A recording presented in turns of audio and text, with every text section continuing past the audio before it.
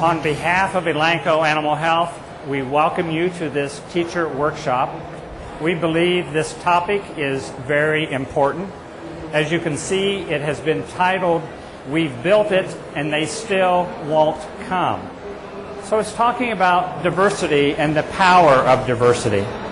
And within our organization, we recognize the importance and power of having individuals with different backgrounds and being able to draw on those different perspectives and those different skills.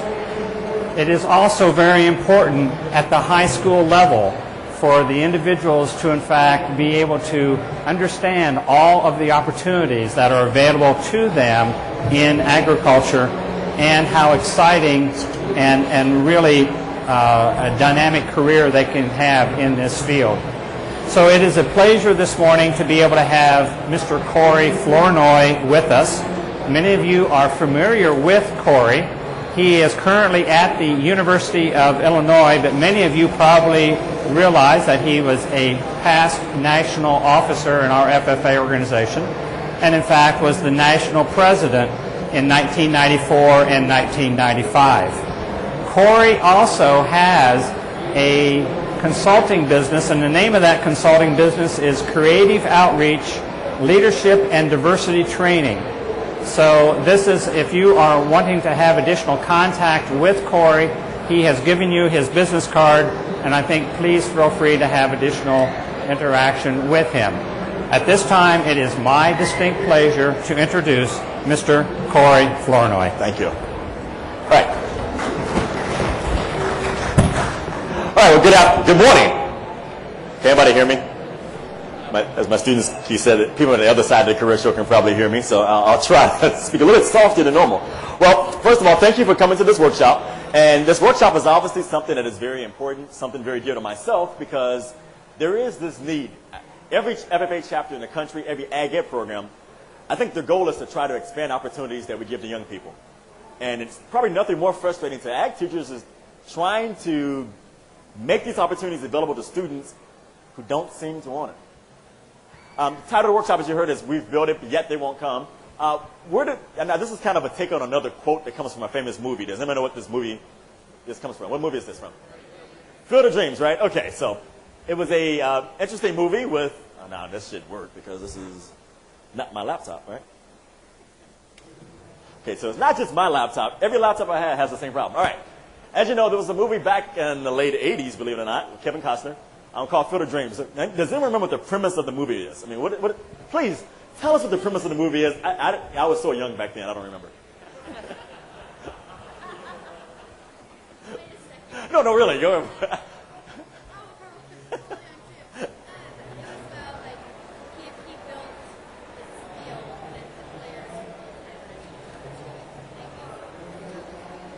Exactly. So the premise was, in the middle of his cornfield, he had this premonition, he had this voice that said, you need to build this field, and if you build it, even though everyone else around you may think you're crazy, people will come. If you put it there, they'll be there. You'll have teams come and play. People will come and see the baseball game.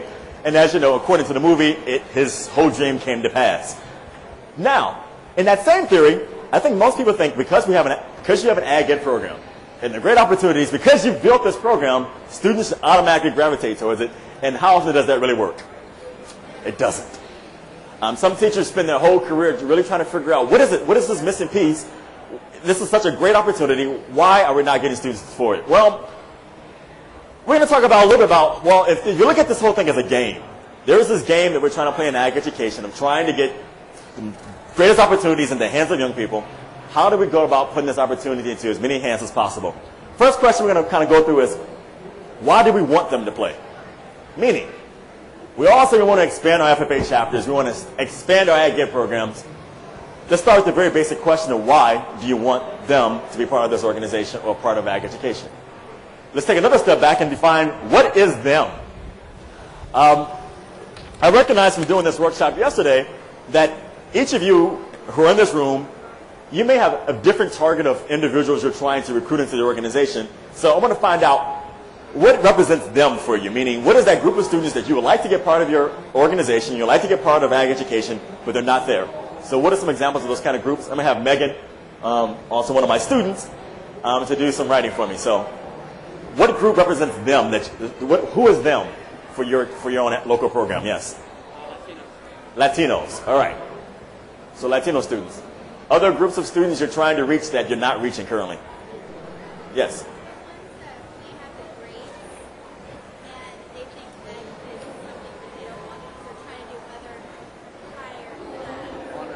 Okay. So the smart kids, the honor students. All right. So those the brainiacs that say, I don't see how this ag thing fits in me. In fact, we had it in my high school that if you took an ag class and got an A, it actually brought your GPA down because you were taking honors courses other than that, and you know how that works in the GPA system. There was 3 students that fit in that little area. I was not one of them. Yes. Students who still believe the ag education is just for farming. So students who don't believe that, who don't see the connection between ag and it being more than just farming. All right. Other students you're trying to reach that you're not reaching. Anybody else? Yes. African Americans. Wonderful. And this can go beyond ethnicity. It can go beyond some cases it may be gender. Are there any other kind of groups of students within your school that you like to get, you're just not getting them yet? Maybe like the jocks. All right. So you have the athletes. They have everything. They participate in all the different sports, but they don't see ag fitting in. Yes. Artists. They're artists in the group. All right.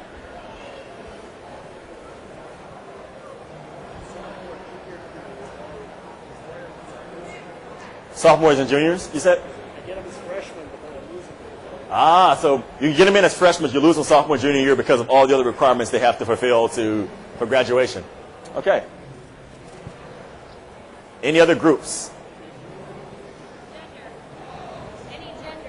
Any gender groups, all right?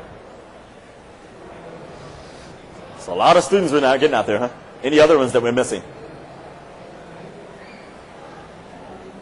Okay. Next. Actually, I'm going to have you play with this because it doesn't seem to work. All right. So we kind of established who them is. We want to recruit them, but how do we actually get them into our organizations and get them into the program? Well, next question I have to ask is, we look at this group. We have Latinos, honor students, students who don't see ag as for them. We have African Americans, jocks, artists, how you kind of lose the upperclassmen, and then you also have students of certain gender. Next question I'm going to pose to you, and I want you to think about it. Why do you care? Meaning, what is your motive to why you want these students in your program? You already have other students in the program. Why do you care personally as teachers? I want to know. Yes? They got a lot to offer us. Okay, so there's a lot. They have a lot to offer you. Can you tell me more about that? Well, a lot of times we go out and say, we've got this great package called FFA. You need to come take advantage of it. And it's like, no, we think that they're the resource, and let's take advantage of them because they've got a lot to offer us. Okay, so you see students, particularly Latinos in this case, as being a resource that the program needs, the school needs. Interesting, I like that, yeah. It brings up the achievement level of the rest of the kids in the class. How so? You said it brings up the achievement level of the rest of the people in the class. How so? Sometimes you get a certain group, like your leaders or higher grade kids, and then the other ones kind of compete a little bit more so they can get better grades too. Okay. So if you're able to recruit leaders who are already doing well in other activities, they kind of raise the level of competition among all the other students. Okay. Any other motives to why you want these groups of students in your program? Yes. Career opportunities. All right. Any other ideas? Yes. That's a numbers games administration. That's always that's a realistic thing. Yeah. Break down stereotypes. Break down stereotypes. How so? If you have a group of students in your program, then a lot of the other students think that that's the only kind that can be in there, but it's that they might want to participate, but it's difficult to do. Okay, so you can break down stereotypes by getting the different students to work together, and through that they start to break down stereotypes. They get to learn more about each other. Is that part of it? Okay. This part is actually probably one of the most important components to how do you start to change your program, and what are your motives? Meaning, I recognize, and I'm being teaching at a university now too, there are certain requirements you need to meet as a teacher. You need to have the numbers in your class to pretty much substantiate the need for you to have a job. And you also want to get certain students, because if you can get certain groups of students like the jocks, or even some of the more popular students, there's a chance that they may bring others along with them. I get that. I understand that. Here's the problem. The motives to why we are trying to reach these students, they have to be from a pure base of it is something that is about the students that we're trying to reach. We see the students as a resource. That is actually has to be the focus. If you go into this looking at with the thought process that we need these students because we need more numbers and we want to show that we're diverse, but it's not genuine, believe it or not, students pick up on that and they shy away from it. I just had the opportunity a couple of years ago to have my, at the time, 16-year-old sister come live with me in Michigan. I had to go to court and I got custody of her. And I learned so much from that experience, such as the fact that I don't plan to ever have any kids of my own now. But I recognized that it wasn't important, even though I had all these long list of rules and things that were requirements to live in my house, she had her own set of rules and requirements she felt that she needed to have. And until I was able to meet her with some of the things she felt was important, she really didn't care anything about my rules and requirements. Students feel the same way. If your motives are strictly about your motives and not about their motives, you won't get them. So, take away from that, this is, you must be genuine in your quest to why you want the students. Now, second part of this is, do you really know them? We've talked about these different groups. We have the Latino students, the honor students. How much do you really know about the students you're trying to recruit? One of the greatest issues or problems or faults that I've found in chapters and programs throughout the country who try to recruit is they have a certain model that their program has always been. They continue to try to push that model, and it doesn't meet what the students are interested really in doing. So, and before you can do anything else, you have to really work at how well do you know the audience or the students you're trying to recruit. So, I thought it would be interesting, since this is a workshop, since I say you need to understand the population before you recruit them, right now, Megan has a quiz that I'm going to give you. The way it's going to work, I'm going to let you work on it individually for a moment, and we'll see how well you're doing. And then if that fails, I'll have you work in teams. This is a cultural awareness, I don't want to say it's a test, but it's a little quiz to see exactly how much you know about different cultures and certain things that are popular with them. So, take a moment, go through them. There are only 25 answers. I mean, fortunately, it's multiple choice, so you have a good chance of getting the answers right. Take a few minutes, and then we'll go through what some of the answers are and talk about why this may be important in terms of your own recruitment efforts. Oh, we have ink pens, yes, somewhere. Here we go.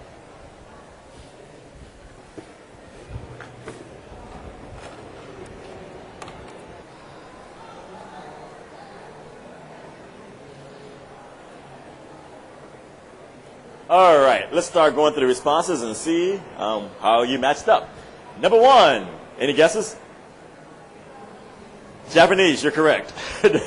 Number two, which gesture is most universally offensive? Any guesses? Okay, how many think okay? Actually, it's pointing with the finger. Number three,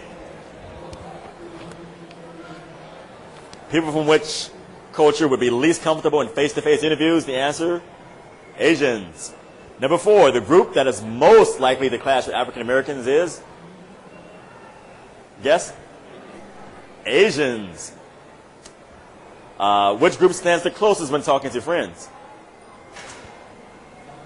Hispanic? Middle Easterners, rather.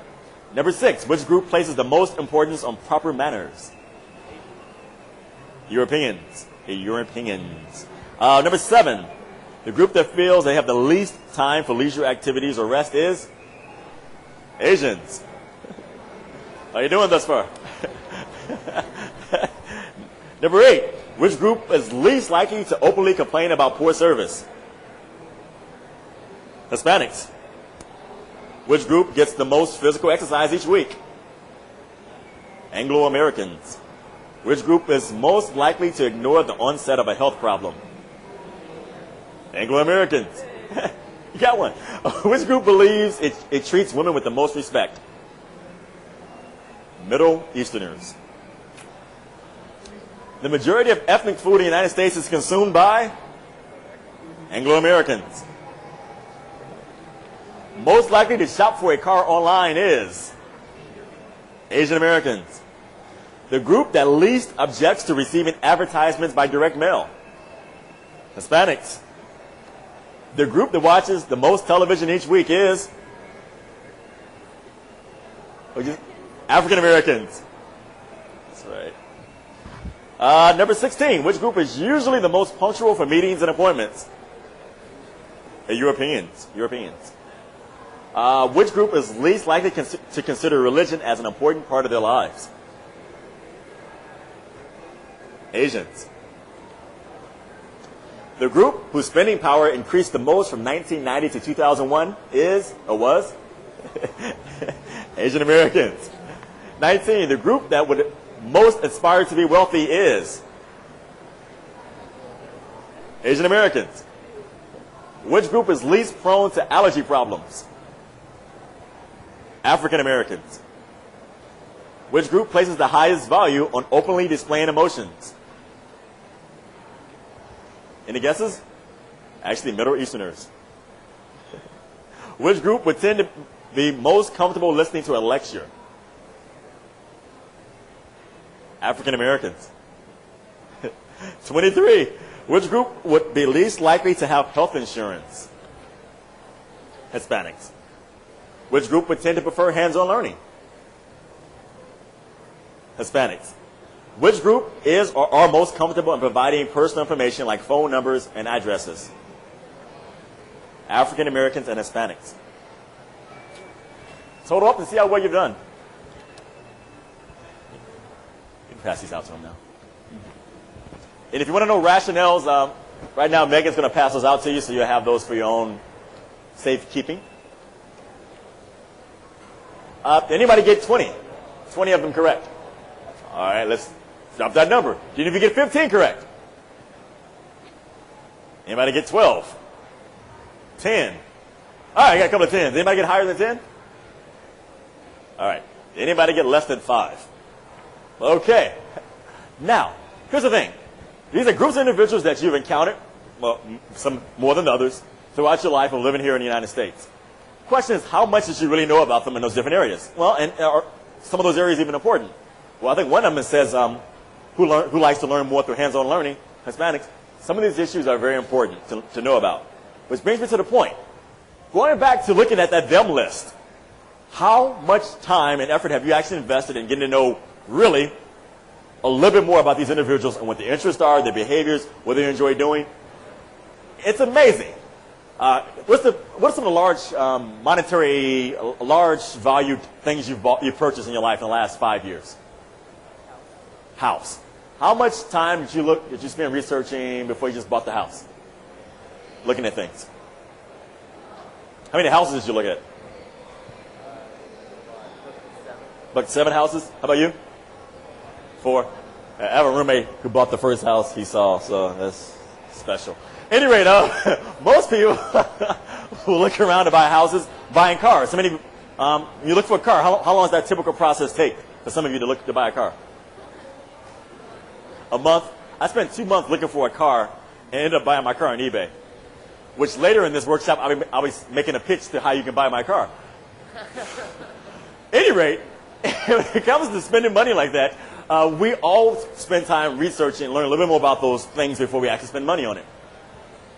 I would suggest that in terms of recruiting students, oh boy, we need to invest some time up front and learn a little bit more about that group, those groups of students that we say we don't know how to reach before we start trying to recruit them. Thank you. It sounds alien to do this, but in colleges, universities, they're required to do research. It doesn't actually hurt to actually do some interviews and have conversations with the students you're trying to reach. Rather than trying to guess what the issues are, it actually would help if you can get to know a little bit more about the students through actually having conversations, informal or more formal, to find out, all right, I noticed you're not interested in taking this class. I'm not even trying to convince you to join the class right now. I just want to know, what are your general impressions of ag education? What do you think you know about FFA? What are some of your greatest interests?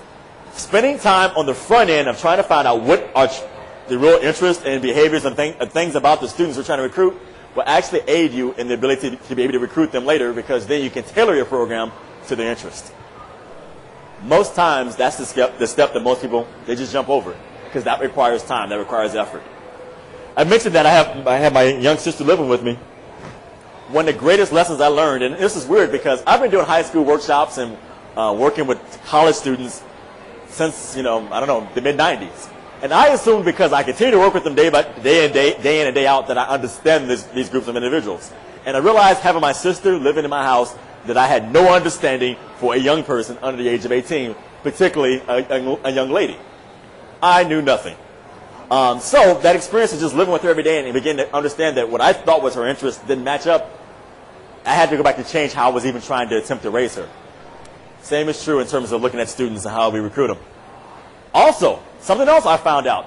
Depending on the cultural group of the students you're trying to recruit, you actually really need to have a connection to the parents.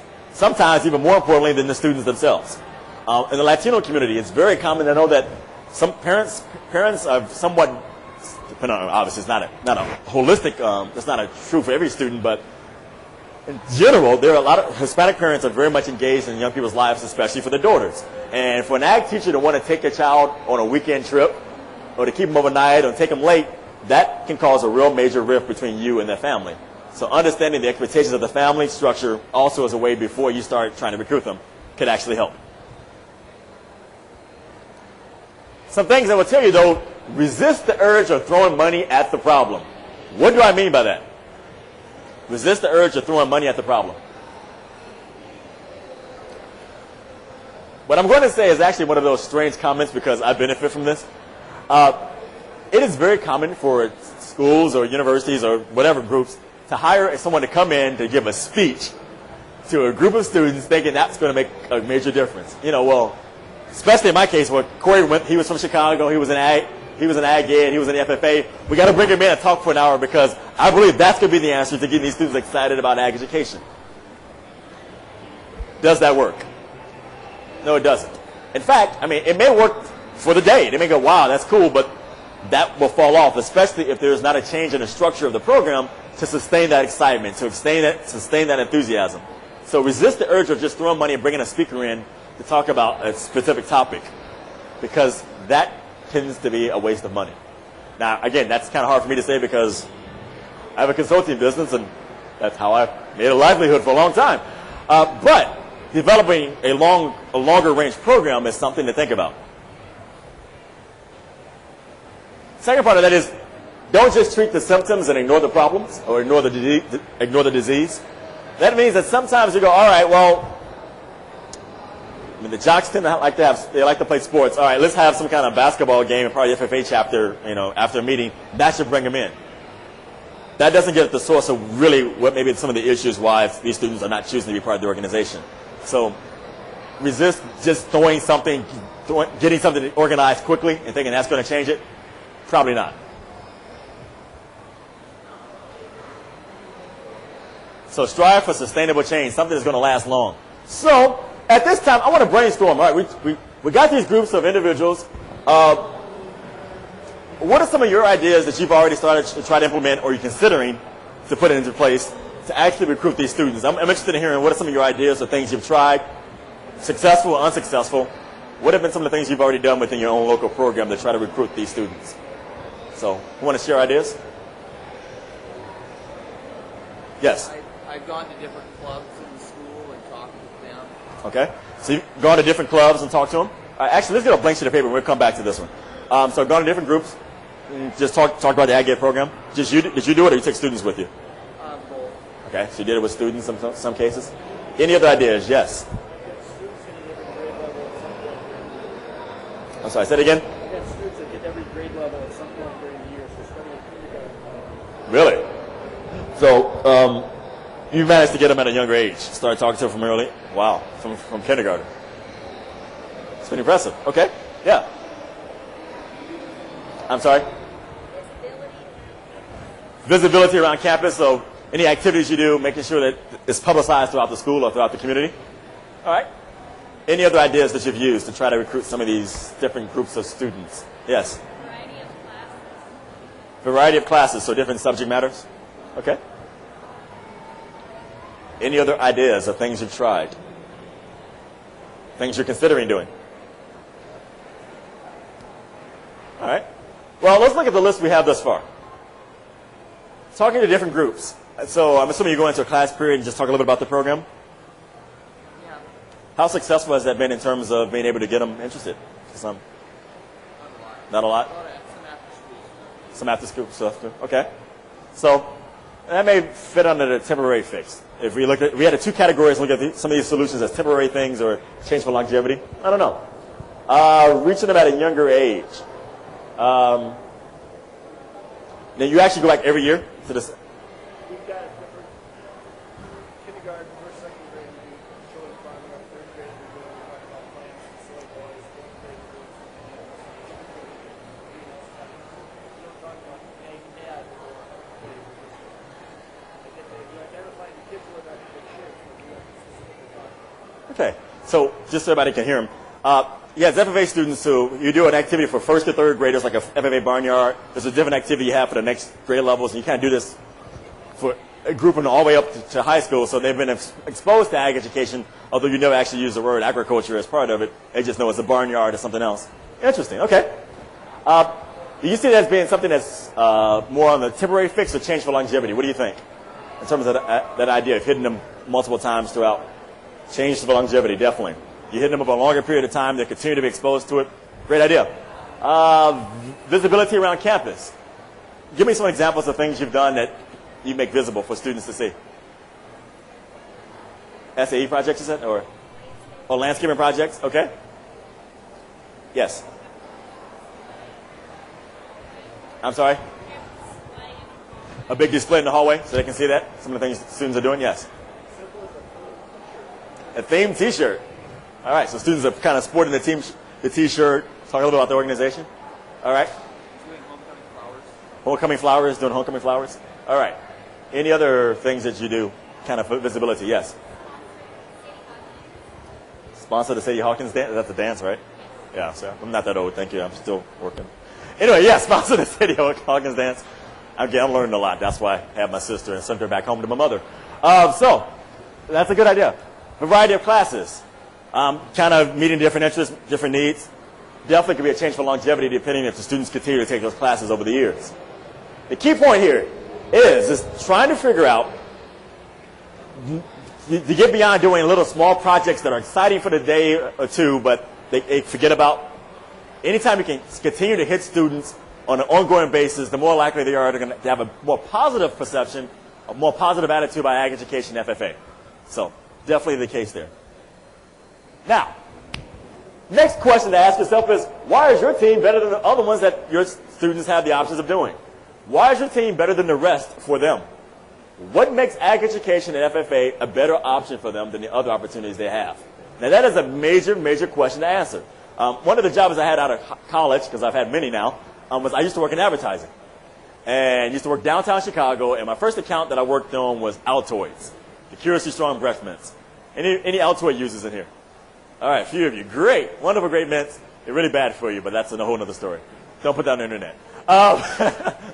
But at any rate, the whole objective, the whole concept of working in advertising is whatever product that you're selling or you're trying to advertise, how can you make this product seem much better than anything else that's on the market?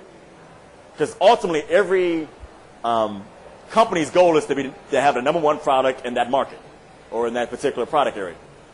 Well, let's look at FFA and ag education as a product. What makes this opportunity to be a part of this organization, what makes being in ag education better than the other things that they have offered to them? And that becomes another great challenge to think about. Well, first of all, you got to know your competition.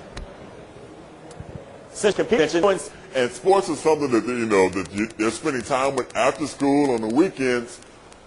How do you make FFA, how do you make ag education just as exciting for them that they can see the value, although they're not dribbling the ball up and down the court or they're not outside getting tackled? How do you make that opportunity just as exciting for them as sports? Now, obviously, there are competitions through ag education that we can try to publicize. One of the things I've learned in working with some of the urban high schools in the Chicago area, there are teachers who kind of come with this concept of, all right, we're going to have students compete in the floor design competition or some competition, but we're not going to really say it's FFA right now. This is an event. They're going to prepare for it. They're going to do it. the day of, they will be wearing blue and gold, wearing the jackets, but they've really gone to trying to publicize the activity more than the organization. Well, is that the right thing to do? What are your thoughts? All right. I saw some hands shaking both ways. What do you think?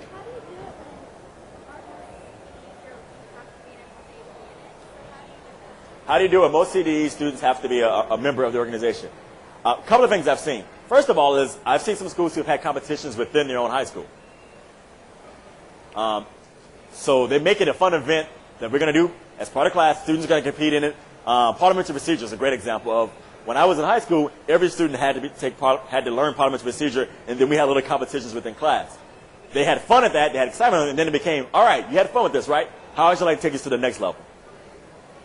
We have an opportunity to compete with some other schools. You're going to have to become part of FFA, but there's an opportunity for you to do it on another level.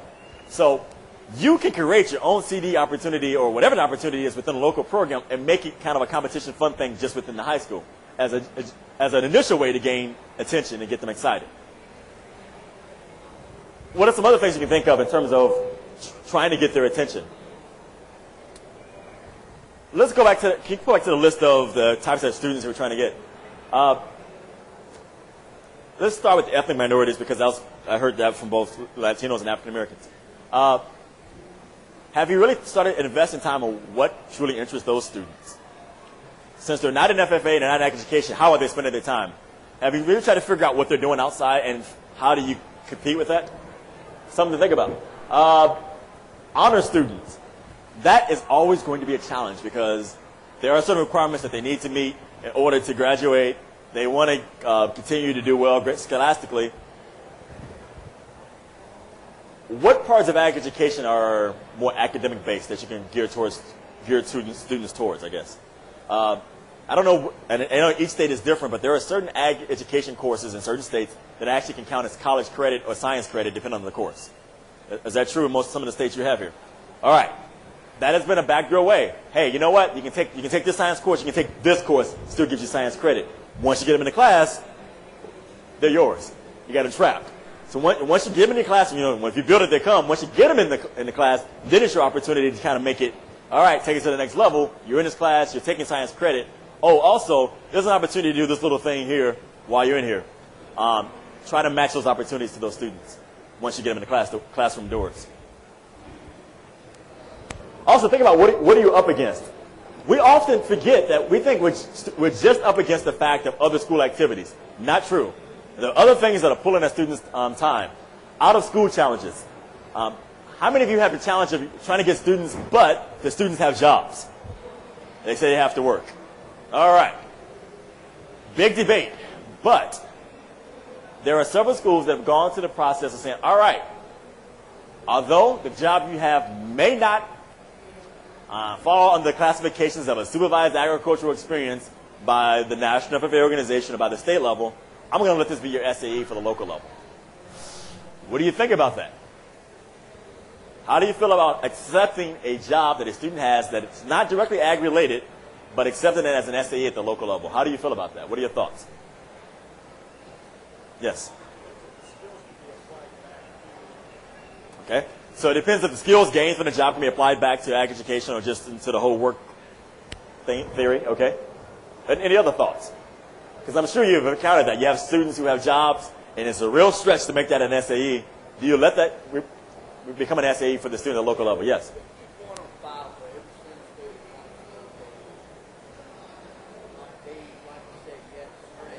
Right.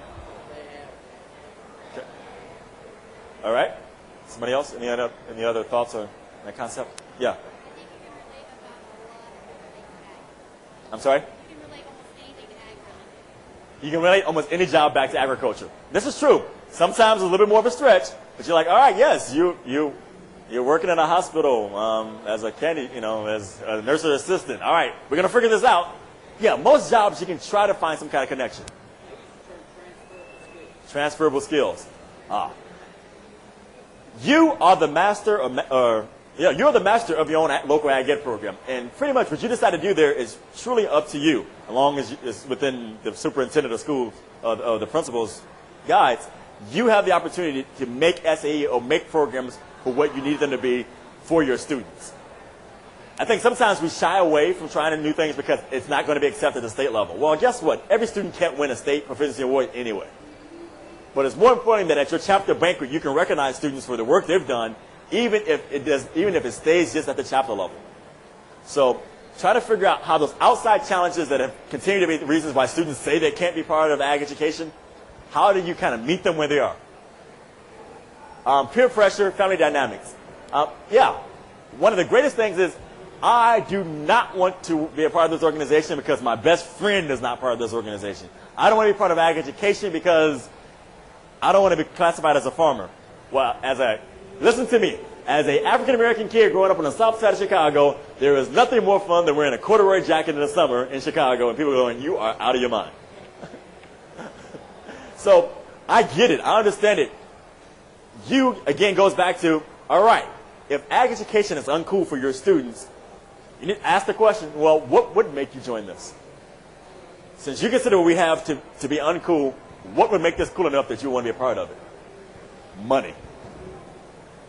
So, how do you find incentives to get students involved? Now, there's a big debate over, is it right to use money as an incentive to get students to be involved in things? Theories about that. How do you feel? Is it right to give money as an incentive to get students to be involved in things? Good, bad, indifferent? Yeah. If they deserve it? All right. Truly. Yeah. Doesn't work. In what way have you tried to use money as an incentive?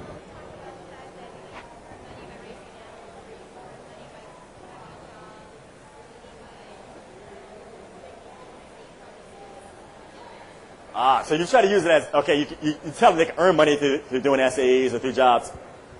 Let me turn it a different way. Have you had a business of your class? Where the class is the business, it's something they're doing, they make money, and then they get to share the profits of the class. As okay. Okay. Because, and that is one, I mean, when I say, because I think often we think, well, if you get involved in this and you have an essay, you can earn money. No, sometimes you actually have to make that part of the whole classroom situation. My colleague who teaches at the university with me actually worked it out where students invested a little bit of money into it, and they did it under the class of ag finance. They invested money into a business that became a coffee shop, a coffee donut shop for the school. Okay, students bought into it. They got to work the cafe, and they actually shared in the profits. Well, because it was even tied to a class, the school backed it, and even the Chicago Board of Education backed it because it is truly a classroom experience where students are kind of understanding business and finance as part of the classroom setting. So they put under that versus, hey, I just give you money for doing this. And also, obviously, you can use reward projects. Is it a bad thing? Well, in reality, most of us who have jobs, although we love our jobs that we do and we love impacting students, if they cut your salary by half tomorrow, you probably wouldn't do it for a number of reasons, right? As humans, we are incentive-based people. Most of the things we do and the things we enjoy are the things we strive for because there is some incentive to do it. People seek graduate degrees because they want education. Yeah, also because you know by getting a master's degree, you make more money. So it isn't wrong to kind of teach that philosophy to high school students because that is kind of the philosophy by which we live in life. Also, go back to the family dynamics. Also, an important thing to understand is, all right, this is actually kind of a real important thing. How many of you have African-American students in your programs currently, or at least in your high schools? All right. Here's something that I had to think about and actually going to do more research on this. The African-American family structure is actually a lot different than most other families. There's definitely a higher number of students from African-American families who probably come from single-parent households. That is a known fact. I'm a result of that. What ag education FFA became for me and for a lot of my other students who are like myself was ag teachers are different than any other teachers in the sense that you don't just teach a class, but you have a connection to the student outside of class. Whether it's working in a CDE, taking them on trips to convention, things like that. African-American students, through ag education, actually have a greater opportunity to want to be a part of the program because you are an adult figure in their lives that they can make a connection to. The other side of that coin is you have to be ready and willing to be that kind of teacher, that kind of person. That is an extension of yourself. Recognize that, though. I also, particularly for me, I grew up with just my mother, didn't have a father figure in my life. The ag teacher took on many different roles for me at the time. I didn't realize that was the case. So, understanding the family structure and the dynamics is going to be a very important thing for you to understand, because once you get students involved, they're able to see that, wow, this is not just going to be my teacher situation, but this is a teacher who really begins to care about me and really is invested in my future. You have to be willing to also put yourself out there to make those kind of connections. And it's even more difficult when you have your own family at home that you need to have a connection to. So really try to focus on understanding a little bit more about the family dynamics, because as ag ed teachers, you are different than any other teacher in the building. Your job goes way beyond just the class time of teaching.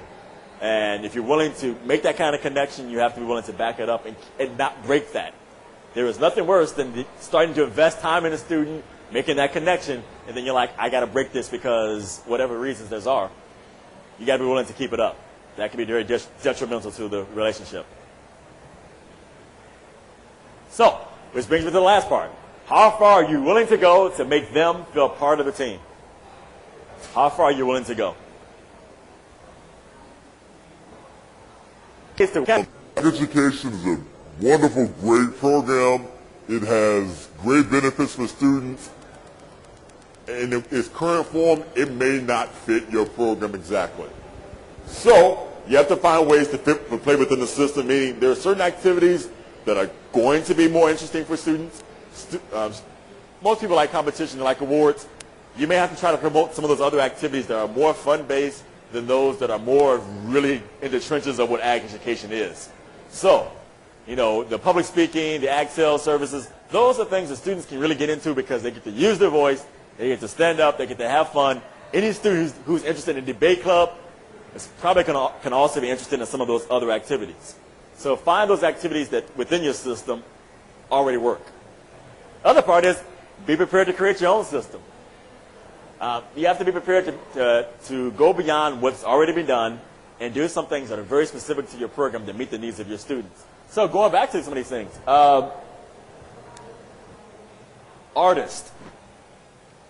If you have artists in your high school you like to reach, how can you tie that to your ag ed program to become something that's very interesting for them, something that ties to their interest, keeping in mind that whatever that activity is, it may not have a greater purpose beyond the high school level or beyond the local level. That's fine, because if you're able to get them in and they're gaining something from it, if you don't go beyond that level, that's fine. So for each of those different audiences that you say you want to reach, think about that. How can you create something that's specific to their needs that may be very specific to your program? It may not go beyond that. Last part, and this has been the greatest challenge and something I've been an advocate for since after I finished my year as a national officer. You have to be willing to advocate to be a voice to be heard. Meaning, think about your state association. How many of the individuals who work either as state staff or sit on your state board represent the views and needs of your program? If you're trying to recruit African American Latino students or recruit students who are from urban, who are non-traditional, do the individuals who make the rules and policies at your state level, do they represent the kind of students you're trying to reach in your program? If not, it's probably time to have a talk with your state staff.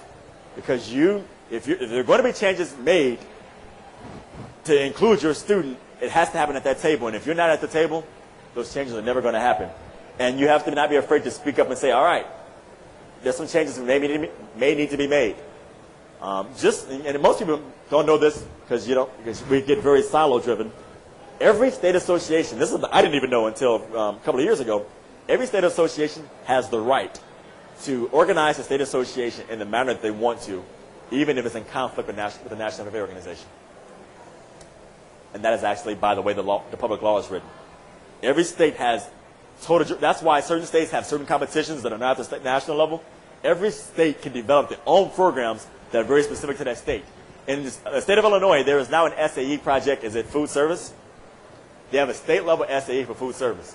Not recognized at the national level, but they have it at the state level. They have one for safety. They have about 3 to 5 different SAE state-level driven programs that you can't go to national, but they recognize there is such a need within the state of Illinois that they've created those programs, and they've gotten it funded, and they do it at their level.